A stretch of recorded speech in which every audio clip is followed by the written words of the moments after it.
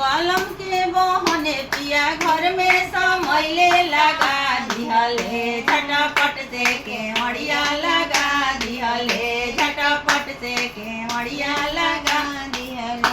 हरी राती गईले पहर राती गईले खराब कइले मखमल के चदरिया खराब कइले मखमल के चदरिया खराब कइले। छोटकी नदिया रे छाटल छिनारा देखा दिहली 10 लोग में चदरिया दिखा दिहली 10 लोग में चदरिया दिखा दिया। छोटका देवर वारे बाड़ा रसीला धोआ दिहले धोबिया घर चदरिया धोआ दिहले धोबिया घर चदरिया धोआ दिहले।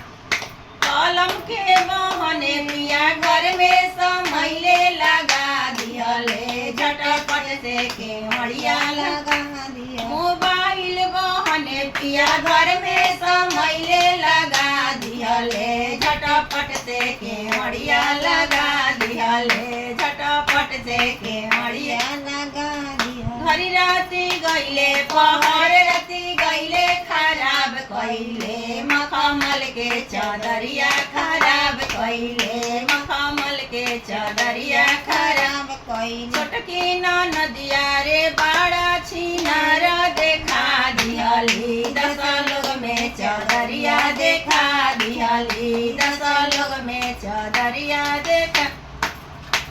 छोटका देवर वारे बाड़ा रसीला धोआ दिहले धोबिया घर चदरिया धोआ दिहले धोबिया घर चदरिया धोआ दिहले धोबिया घर चदरिया